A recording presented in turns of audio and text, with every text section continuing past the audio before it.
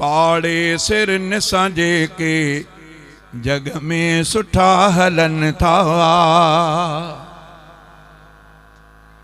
साईं जने मानू भले जी तारीफ़ बुधाई आ। मानू भलो कंहिंखे चइजे, हे मानू फलाणो मानू भलो आ, उन जे लाइ साईं जन टे शयूं ॿुधायूं। कहिड़ियूं? हिकिड़ो त उनखे पाड़े में वेहिजे, उन जे पाड़े में माण्हू हुजे, ॾिसजे त पाड़ेसरीअ सां कीअं थो हले। ॿियो, उन सां गॾु सफ़र कजे, ॾिसजे त सफ़र में कीअं थो हले।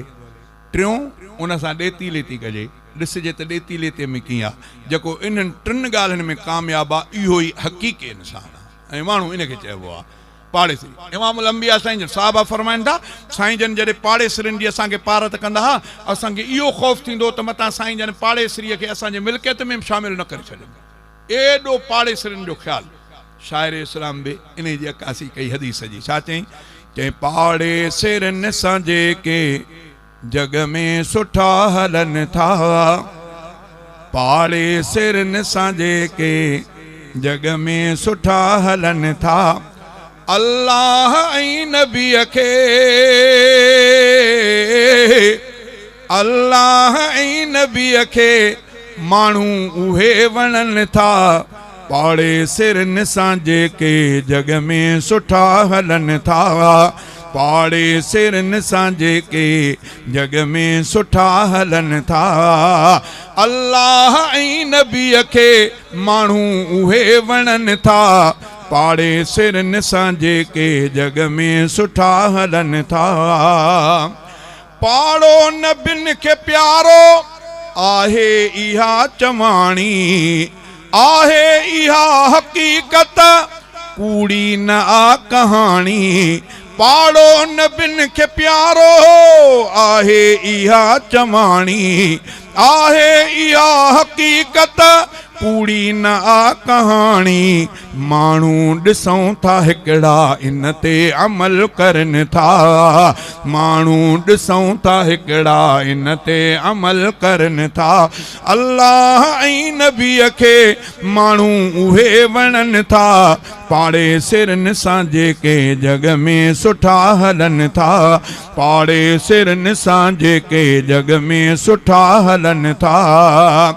शफ़क़त जो हथ नंढनि ते इज़त कजे वॾनि जी, शफ़क़त जो हथ नंढनि ते इज़त कजे वॾनि जी। बीमार जी इयादत ऐं गण बुखाइलनि जी।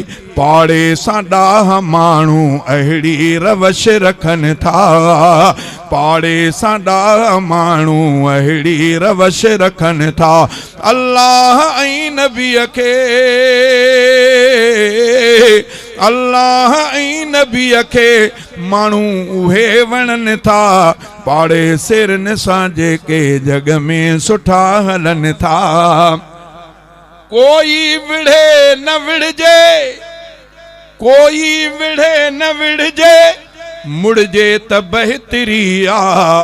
पाड़े में दर गुज़र भी करणो वरी वरी आ।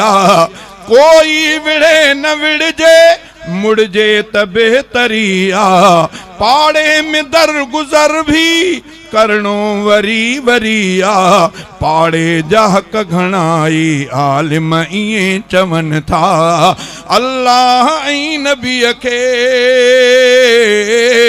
अल्लाह ऐं नबीअ खे माण्हू उहे वणनि था। पाड़ेसरियुनि सां जेके जग में सुठा हलन था। आका चयो अगर का भाॼी चङी पचायो, पाड़ेसरियुनि लाइ उन में पाणी घणो मिलायो। आका चयो अगर का भाॼी चङी पचायो, पाड़ेसरियुनि लाइ उन में पाणी घणो मिलायो। तिन मां ॾियो उन्हनि खे पाड़े में जे रहनि था। तिन मां ॾियो उन्हनि खे पाड़े में जे रहनि था। अल्लाह ऐं नबीअ खे माण्हू उहे वणनि था। पाड़ेसरियुनि सां जेके जग में सुठा हलनि था। सैयद रफ़ीक नाहे, सैयद रफ़ीक पंहिंजी नाहे कई नसीहत। अल्लाह जे नबीअ जी आहे इहा तरीक़त सुन्नत सां कलमे वारा बेहद सुठा ठहनि था। सुन्नत सां कलमे वारा बेहद सुठा ठहनि था। अल्लाह ऐं नबीअ खे माण्हू उहे वणनि था पाड़े सिरनि सां जेके जग में सुठा हलनि था।